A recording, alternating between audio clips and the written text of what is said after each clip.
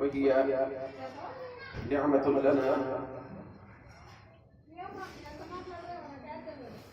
في بلدة النبي صلى الله عليه وسلم، لأنه يحضر كل يوم لا مرة واحدة بل مرارا ومرات عديدة، وهو يصلي ويدعو لنا هناك عند حضرة النبي صلى الله عليه وسلم مرات، فنحن ندعو الله تبارك وتعالى أن يحفظه ويصونه في كل مكان، سواء كانت الشخصيات موجودة هناك في المدينة المنورة أو في بلدتنا هذه. وهذا شرف لنا وفخر لنا، وهو جاء وقدم عندنا في بلدتنا هذا في عيني مرة ثانية، ولكن يمكن أنه حضر في حيدرباد وجاء في بلدتنا مرات. وأنا سمعت من هذا الأخ محمد وصي الرحمن حفظه الله تعالى أن هذه الشخصية الكريمة وهو سكن في بلدتنا هذا 2 أو 3 سنوات، قبل هذا 3 سنوات. وأنا فرحت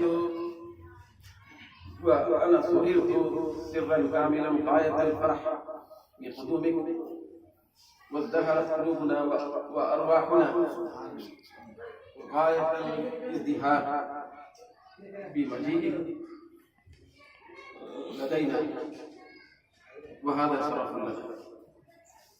وإني قرأت وتلوت قبل هذا الآية المشهورة الشهيرة بين الناس، وهي آية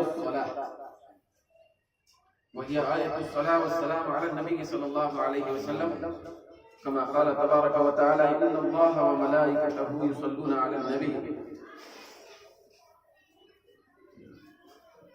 وقال العلماء الأجلة والعرفاء الكبار هنا في هذه الآية المقدسة ذكرت كلمة الصلاة، مرادها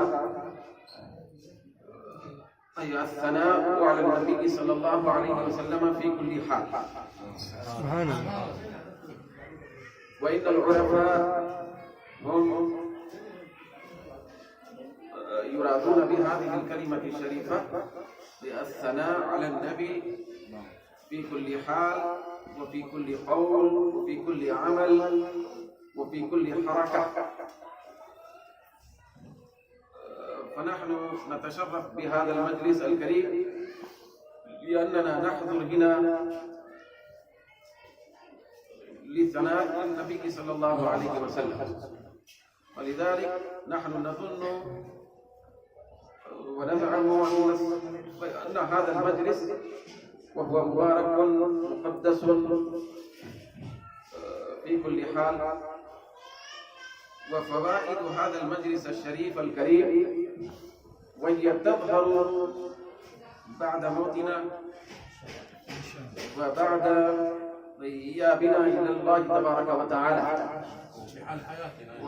وفي حياتنا أيضا، ولكن نحن إن شاء الله تبارك وتعالى ننظر هناك ونشاهد بعد موتنا الثمرات والفوائد الكثيرة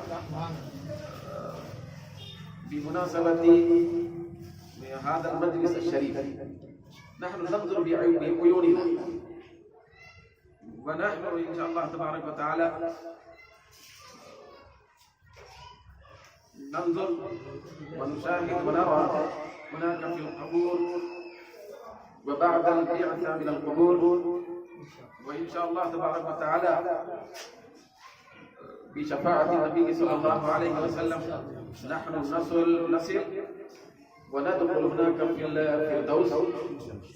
وهناك أيضا إن شاء الله تبارك وتعالى بفضل الله تبارك وتعالى نعين ونحدد هذا المجلس، مثل هذا المجلس هناك في الفردوس أيضا إن شاء الله باسم النبي صلى الله عليه وسلم. وأنا أدعو وألتمس إلى هذا الضيف الكريم وهو يدعو لنا عند حضرة النبي صلى الله عليه وسلم ويبلغ ويوصل هناك عند نبينا صلى الله عليه وسلم منا السلام والصلاة. وهذا شرف لنا عظيم. فأنا إن شاء الله تبارك وتعالى أدعو الله تبارك وتعالى أن يجعلنا من المقبولين لديه ولدي رسول الله صلى الله عليه وسلم. ونحضر إن شاء الله تبارك وتعالى بدعاء هذا الصيف الكريم، نحضر عند حضرة النبي صلى الله عليه وسلم في حياتنا وفي هذه حياتنا ومرات، وبعد وفاتنا أيضا نحن نصل ونبلغ إلى نبينا صلى الله عليه وسلم ونعقد مجلسا كريما مديحيا مثل هذا هناك في العقبة وفي الفردوس وفي المحشر إن شاء الله تبارك وتعالى. نحن نصل ونبلغ ببركة هذا المجلس الشريف إلى جنة الفردوس. وصلى الله تعالى على خير خلقه سيدنا محمد وعلى آله وصحبه أجمعين، والحمد لله رب العالمين.